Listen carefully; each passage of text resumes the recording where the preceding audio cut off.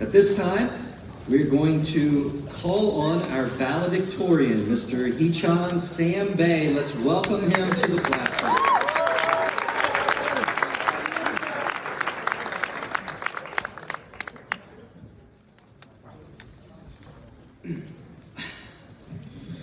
Before I begin, I want to confess something.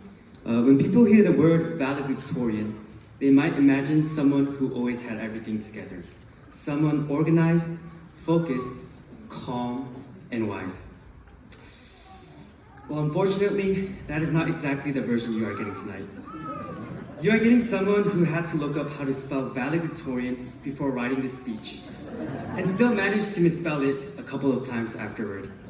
You are also getting someone who once tried to bake a mozzarella stick in a microwave for 7 minutes at 1 a.m., which caused a small fire, set off the fire alarm, and probably woke up half the dorm.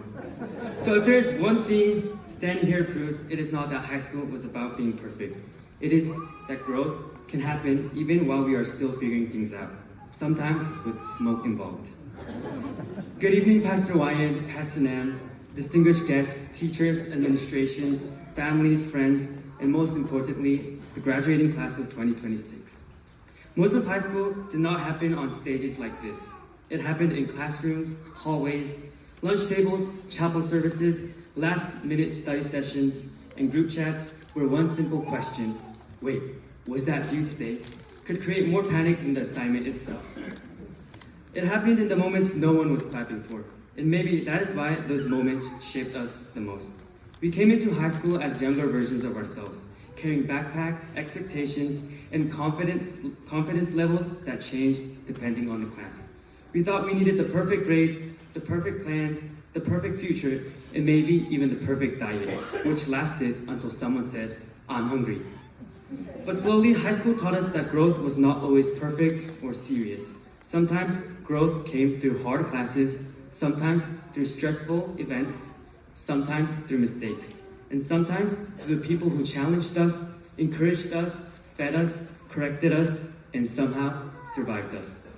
Mrs. Franza, I'm sorry, I may have become the first student to break your perfect record of students getting 5s on the AP Calculus exam. I promise it was not personal. The AP exam and I simply had different visions for how the day was supposed to go. But thank you for teaching us more than derivatives and integrals. You taught us limits, mathematical limits, emotional limits, and the limits of how many practice problems one student can do before staring at the wall and questioning every life decision. And somehow, even when our faces clearly communicated confusion, you kept believing we could understand it. To Mrs. Dobbs, thank you for teaching us AP language and for the wonderful cheesecakes.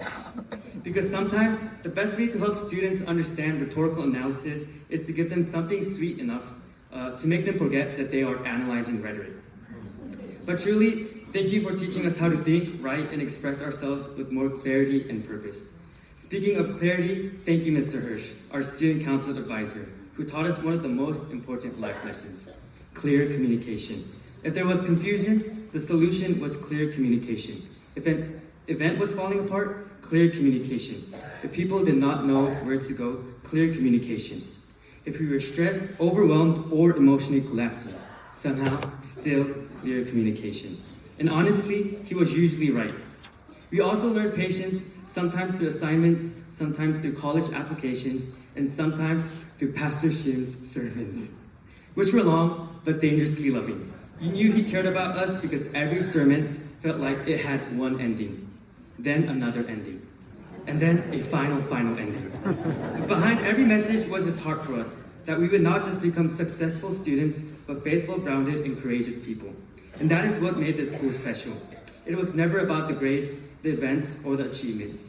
It was the people who shaped us in the small moments. To our teachers, thank you for noticing when we were struggling, pushing us when we became lazy, extending grace, and believing in us even when we doubted ourselves.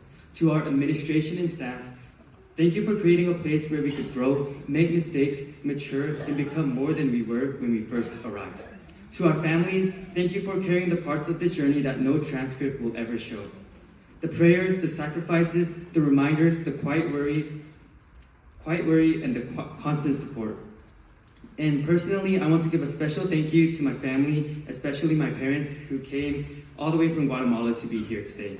Having you here means more than I can fully explain. You have carried me more than school through your sacrifices, prayers, guidance, and love. You helped bring me to this stage. So much of what people see in me today is because of what you gave quietly behind the scenes. The moment is not only mine, it belongs to you too. And to my classmates, thank you. Thank you for making this place feel less like a school and more like a community.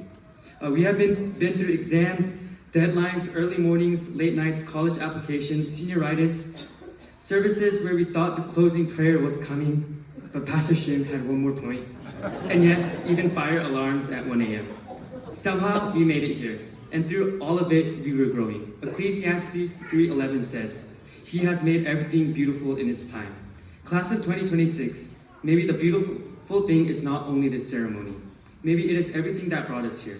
The mistakes that humbled us, the friendship that carried us, the teachers who guided us, the families who prayed for us, and the God who was working even when we did not see it. As we leave this place, some of us have a plan. Some of us have a plan that will probably change in 2 months. And some of us are just hoping life comes with the syllabus. But whatever comes next, I hope we remember this. Do not become so focused on where you are going that you forget who you are becoming. How we treat people matters. How we respond to failure matters. How we communicate, Mr. Hirsch, clearly matters. And how we stay faithful in the small, unseen moments matters. Class of 2026, today we are not just closing a chapter. We are carrying it with us in the way we lead, serve, fail, grow, and become. So let us leave with gratitude for what shaped us, courage for what awaits us, and faith that the same God who made this season beautiful in its time will continue his work in the seasons ahead. Congratulations, class of 2026. Thank you.